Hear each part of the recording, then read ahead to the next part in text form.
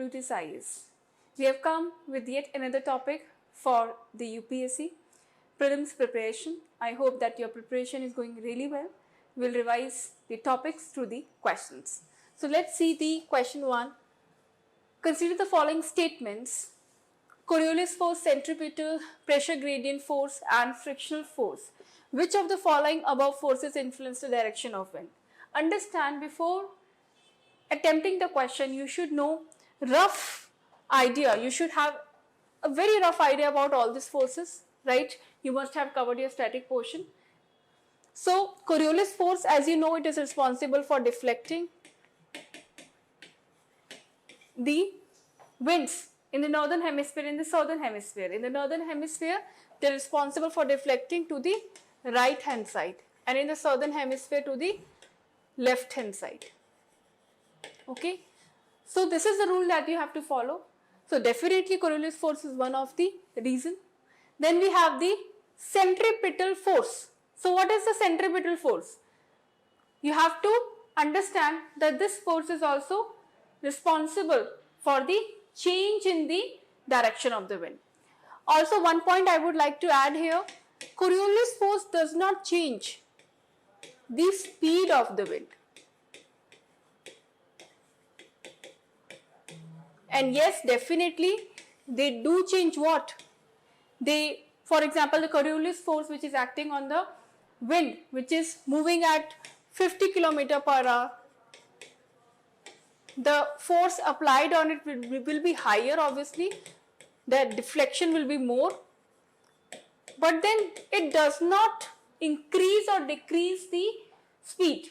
Okay, special gradient force and then the frictional force. Okay, first I'll talk about the frictional force. What is a frictional force? This is the direction of the wind, for example from A to B, right? And something is acting just against it. So this, the force which is acting against, is known as frictional force. Every action has an equal and opposite reaction. So definitely frictional force should be one of the part of it. We'll understand through the explanation first. Option 1, yes, Coriolis force caused by the Earth's rotation deflects the wind. Definitely one is the option. Then the centripetal force acts on the wind when they flow along the curved path, such as in cyclones and anticyclones. It affects the direction and velocity of the wind, both. Okay. Then third is the pressure gradient force drives wind from the high pressure to the low pressure areas. It directly determines the speed of the wind. Always remember why the pressure gradient is responsible for it. When the difference between 2 points is going to be very high, so will be the speed of the winds as well. For example, if the pressure gradient force, if the pressure at the A and the B, the difference between both of them is much higher, then what will happen? The wind, the speed, the intensity of the wind is going to also differ in this manner, right? It is going to differ. Alright, so high pressure region it is a low pressure region. The wind is moving from this point to this point. If the difference is more, the speed will be also more. If the difference between both the points, which difference I'm talking about? I'm talking about the pressure difference, right, is less, then the intensity will be less. So definitely it is also affecting. The fourth is frictional force. We have already talked about it. So all the forces we have discussed, 1, 2, 3, 4 is the right option. Next is consider the following factors affecting the deflection of an object due to the Coriolis force. It is a very easy question according to me. If you know the concept of the Coriolis force, I think this is one of the most important topic from the last many years. Previous years, 2024, one question was asked from the Coriolis force. Before that also there was one question. So I think this is one of the most important topic that you should do thoroughly, right? So latitudes, yes. Why latitude is responsible? Understand, at 0 degree and 90 degree, the Coriolis force will act in a different way. Okay. Always remember, Coriolis force is changing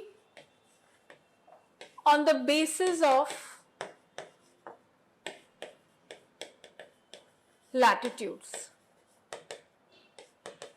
Okay, so therefore the Coriolis force acting on the 90 degree will be much higher as compared to Coriolis force acting at the 0 degree. So yes, with the latitudes it do differ. Coriolis force differ in the northern hemisphere and southern hemisphere. With the latitude, for example, in 0 degree the deflection will be very less, but in the 23.5 or 60 it will be more, and it will be highest where?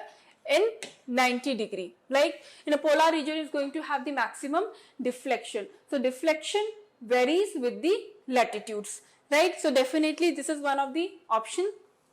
Now longitude. As such, longitude, they do not have any effect on the Coriolis force. We have read whole climatology in the static portion. You must have read whole climatology. There is no mentioning of the longitude in the change in the Coriolis force, right? So this is not affecting. So do not get confused between latitude and longitude. Okay. Speed of the object. Yes, when the speed of the object is more, the deflection is also going to be more, right?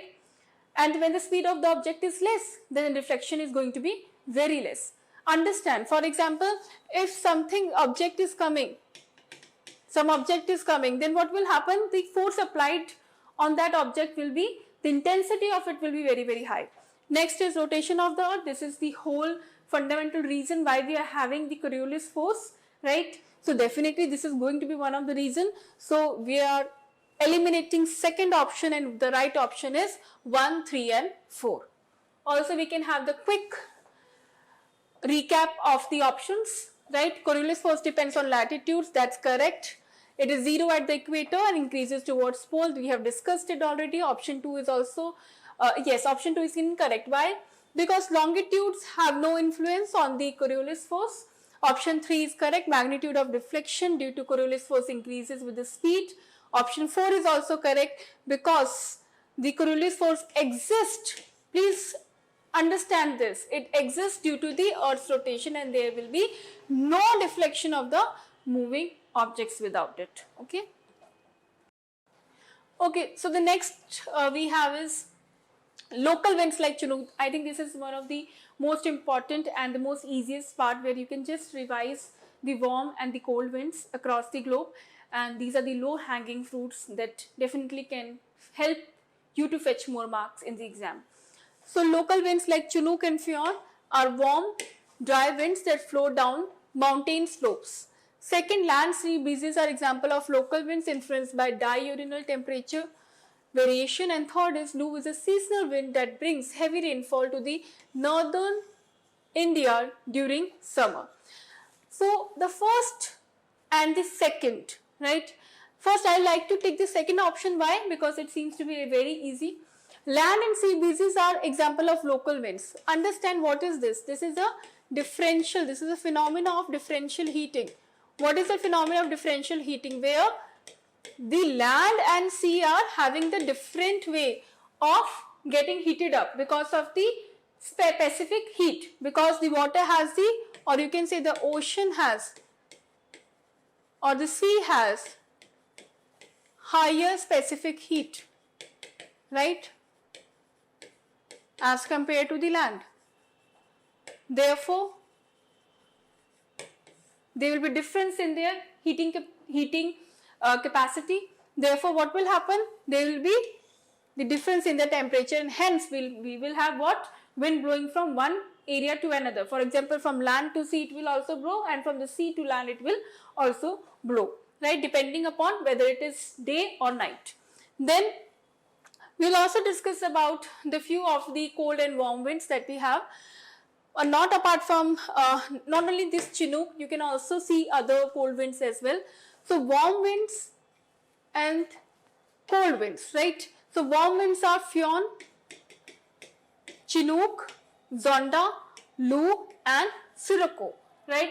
Sirocco is where? It is coming from Africa. Lu is where? In India. Chinook is where? In USA. Fion is where? In Alps, right? So you have to remember not only the Fionn, you have to also remember the other winds which are blowing. Okay. Now talking about the cold winds, Bora in Italy, right? Mistral, Tramontane, Temporo, right? These all are very, very important. If you have any doubt that where these winds are blowing, so we have the rough idea also that we can take from the maps, right? So for example, Chinook is in USA, right? Here we have the blizzards going on. Then we have Pampero in Southern America, South America, right? Then Bora in Italy, or you can say in Mediterranean Sea. Then Fionn is also in the same place, Levant, Mistral, right? Sirocco in Africa. All right. So these are some of the important winds that you can have the quick revision of, so that if it comes in the exam, you can quickly mark the right answer. So please understand this point. And also Lu is a seasonal wind that brings heavy rainfall. No, not at all, right? What is Lu? Lu is because of the difference in the temperature pressures, right? And the temperature. So what is it? Is the horizontal wind. It's example of the advection wind. Okay. So Lu is a seasonal wind in where? In the northern part. Definitely the half of the part is right, right? But heavy rainfall, no, not at all. Okay. So eliminating the third option, first and the second is correct. Through the elimination also we know why this option is correct, and otherwise also factually also we know, we have decoded that why one and second option is correct. Now the fourth option says, first is tropical easterly jet stream is a seasonal jet stream observed only during the summer months, right? Please underline the word summer months. Then polar night jet streams forms at the high latitude and is located in stratosphere. Jet streams over the northern hemisphere are stronger than those in the southern hemisphere, right? For that you need to understand that what are the tropical jet streams first of all, okay? So tropical jet stream is a strong, persistingly easterly wind that occurs in the tropics during the summer months. So one of the point is correct. Yes, it is in summer months, primarily over the Southeast Asia, India and Africa. It's driven by temperature gradient created by differential heating of the land and water with the warmer land causing the pressure gradient that results in strong easterly winds. Polar night jet stream is a powerful high altitude wind current that forms in the upper stratosphere. This is what there in the option as well. During the winter months over the polar region, it's driven by significant temperature difference. This jet stream circulated polar vortex, right? Please understand the phenomena. What is the tropical jet streams first of all? So it is a stream which is blowing over the surface, I should say in the Southeast Asia and the Asia, and it is circulating where? It is the wavy, or you call it as a Rossby wave also, which is flowing in the upper atmosphere, right? This is flowing in the upper atmosphere, and this is one of the reasons why India's subcontinent, basically internal parts of it, is also having more rainfall. Why? Because the wind, or you can say the southwest wind, which is coming to or going to the northeast, right? Because of the tropical jet streams only, the monsoonal winds are brought to the interior of the Indian subcontinent, and hence we have the monsoonal winds in the interior part of the subcontinent, right?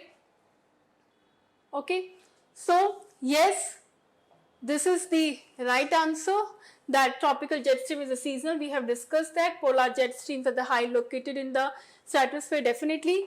Jet streams over the northern hemisphere are stronger. Then why it is stronger in the northern hemisphere? Very, very easy reason. Why? Because northern hemisphere is having more of land. More of land means land and sea difference of the what? Differential heating will be much here as compared to the southern hemisphere, right? Therefore, all the options are correct.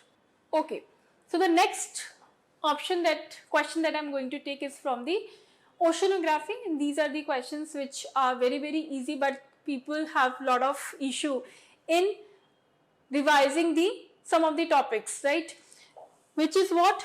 Ocean relief features and description, okay? Very, very easy to understand, okay?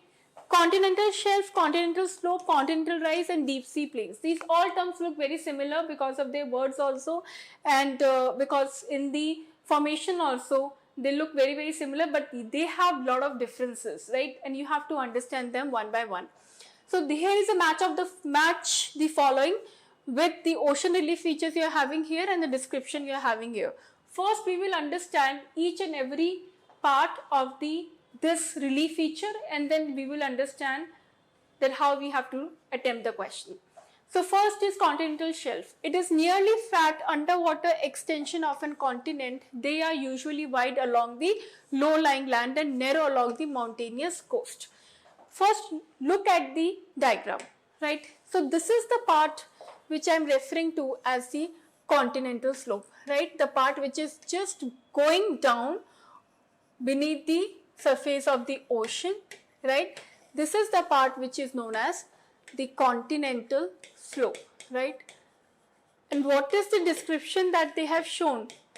The description is that it is nearly flat underwater extension, and they are flat means they will not have too much of unregulated terrain, right? And low-lying obviously, and narrow along the mountainous coast. Now next is continental slope. At the outer edge of the continental shelf, the land drops off sharply. Now as the land is going down beneath the ocean, what will happen? It will take a sudden change, right? How it will take a sudden change? For example, this is the continental shelf. Okay, so there will be a sudden drop in the terrain, and what will happen? Then the land drops off sharply is what you called as slope. The slope almost bottom of the ocean, they are found between 20 degree to 50 degree north latitude, right? Then we have continental rise. The continental rise is gently sloping. Please underline some of the keywords. It is gently sloping, sediment laden area located between continental slope and deep sea ocean floor. Okay, next is abyssal plain. They are broad, flat areas that lie at the depth of 4,000 to 6,000. Right, there are certain differences between all of them. Please note them down. So 4,000, so you will find them in 4,000 to 6,000 meters depth. Okay, abyssal plain. You also call them as what? Deep sea plain. Now abyssal cover 30% of the ocean floor and the flattest feature of the ocean. Now trenches. Some areas of the ocean floor have deep, narrow depression called the trenches. The deepest spot of all is the Challenger Deep, which lies in the Mariana Trench in Pacific Ocean, right? If I have to tell you that how much portion they all are covering, so I can show you this diagram. Through the pie chart, I can help you to understand that 75% of the area has been taken by the abyssal plain, right? If I calculate, so abyssal plains are taking how much area? They are taking 75% of the area, right? And you also call them as deep sea plain. What is the feature that we have learned so far? First of all, they are at the depth of 4,000 to 6,000 meter. They are the flattest features so far. Flattest feature. Okay. Now continental shelf is 8.6%. Mid-oceanic regions. Why the mid-oceanic ridges are being formed? It is formed because of the volcanoes, right, which are erupting from downside. And when they are erupting, there is a sea mount. For example, there is some kind of small mountains which have been formed, right? This is purely because of the volcanic eruptions. Then continental slope and deep trenches. Okay, then you can just decide that which of the following is matching what, because we have discussed the all of them in detail, right? Now, continental shelf, please consider the following statement. Continental shelf is wider along the western coast of the India compared to the eastern coast. Siberian continental shelf in the Arctic Ocean is the largest continental shelf in the world. Which of the following are correct? So, what is a continental shelf? We have discussed that, right? Now, we will see that whether the continental shelf is wider or narrower in eastern or western. First, try to look at the map. How the map is showing the western coast and the eastern coast. So, if I look at the western coast, the continental shelf at the western coast of India is wider, significantly wider than the eastern coast. Also, you can see it here also, right? The western coast shelf, particularly off the coast of Gujarat and Maharashtra, is broader and more resource rich than the eastern shelf. Near the Tamil Nadu and Andhra Pradesh is relatively narrower due to the steep gradient leading to the Bay of Bengal. Understand 2-3 things. Because of the continental shelf, lot of things are happening. Because the western coast is having the more continental shelf, wider they have, therefore they are resource rich, right? And what is happening? Because you will also find lot of deposits also here, right? If you see the other natural resources which have been found is also found here in the near to the coast of Gujarat, Maharashtra and Goa, right? Second statement, the Siberian continental shelf located in Arctic Ocean is the largest continental shelf in the world, right? Covering an area of 2.6 million square kilometer, it is characterized by shallow depths and significant deposit. This is purely a static part that if you know, then only you can attempt, otherwise you won't be able to. So try to do it now, try to understand the concept now. Both 1 and 2 are correct. Okay, next question is submarine canyons. What are canyons? Canyons are what? They are purely the function of, first of all, where they are happening? They are happening under the oceans or sea. Okay. Then submarine canyons, they are purely the depositional erosional activity. And due to what they are happening, how we will have the erosion and depositional activity under the ocean? It will happen due to the underwater currents and turbidity, right? So the first option itself saying the same thing, the primarily they are formed by the action of underwater current and turbidity flows. Yes, these are usually associated with volcanic activity and magma movement. No, I have already explained you this phenomena is associated with mid-oceanic reaches, right? So the only option is A, right? You can also have the explanation. Submarine canyons are primarily formed by the action of underwater current, especially turbidity. Yes, are not typically associated with magma only, they are more relevant to mid-oceanic. Please correct this, it is incorrect. It is incorrect.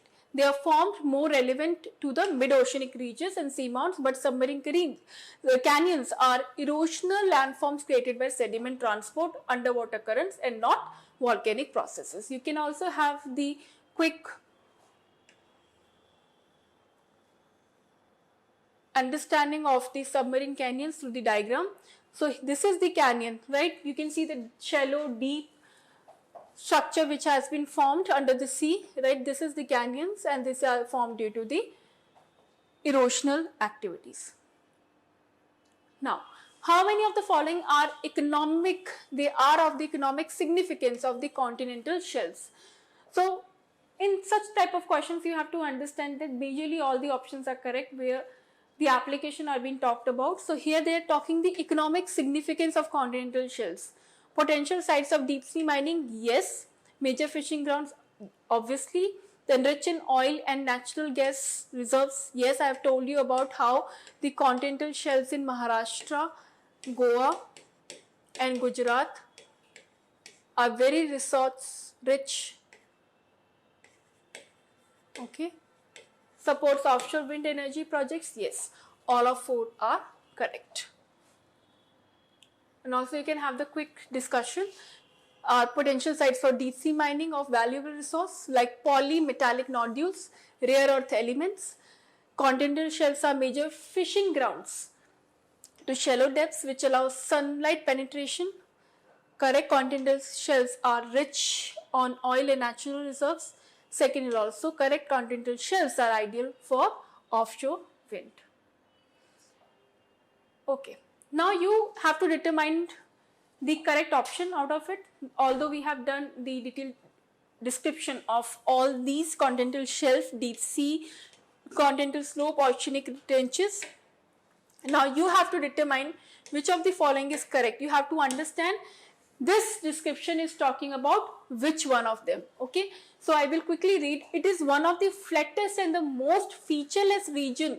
Please underline the keywords, right? Flattest, we have done this already. Now this is your chance to attempt it right. Okay, flattest and the most featureless regions of the earth's surface. It is covered by fine grained sediments such as clay and remains of marine organism. These are typically found between continental rise and mid-oceanic ridges. It is none other than what? Deep sea plains. This is what we have discussed, right? For the quick revision, deep sea plains are also known as abyssal plains, are flattest, most featureless, have minimal topographic variation, right? Vast flat expanses. They are covered by fine grained sediments. Okay. Okay, the last question that we have is the direct question from the NCERT, and I expect that this type of questions can definitely come. The oceanic trench has been given and the location has been given, right, just next to it. So the first one is Aleutian Trench, next is Puerto Rico Trench, and third is Diamantina Trench. So you have to match them with the correct location of it, Pacific Ocean, Atlantic and Indian. So in this question, this has been correctly matched, right? All of them are matched correctly. Now one by one we will see the location of all of them. How many pairs are correctly matched? All 3 are correctly matched. Now we will see first we will see through the maps that how they are been placed, right? So if I talk about the Aleutian Island, yes, or trench, it is placed here in Pacific area. Pacific Ocean it has been placed, right? If I talk about Puerto Rico, it has been placed where? In Atlantic Ocean, right? And if I talk about Diamantina Trench, it is just near to what? In the Indian Ocean, okay? So you have to understand these all trenches are important and you can have the quick description of them. It is located in the Pacific Ocean off the coast of Alaska. It marks the subduction zone. Please underline all of this. Subduction zone where the Pacific plate is subducting beneath the North American plate. Very, very important because the trench is all about what? That one plate is subducting under the another plate, okay? So because of what? Because of the difference in their densities. Because one is having a different density, the other one is having a different density, then one plate is going to get subduct under the another plate and therefore they have what? Trench. Okay. This plate is a part of ring of fire known for intense seismic and volcanic activity. Second is also correct. Puerto Rico Trench, deepest trench in Atlantic Ocean. It lies north to the Puerto Rico and Caribbean island forming Northern American plate. Please also make sure that you know that which are the plates they are being associated with. For example, this Aleutian Trench is associated with your North American plate and Pacific plate, okay? And this one is Puerto Rico is associated with North American plate and Caribbean plate, okay? Now third is Diamantina Trench is located in Indian Ocean off the western coast of Australia, right? Please make sure that you know all the options and you know that the prelims is near. So I think this quick revision through the questions is very, very helpful for you in your understanding, in preparing well for the exam. I'll bring more questions for you so that we can have the quick revision before prelims. Thank you so much. Meet you in the next lecture.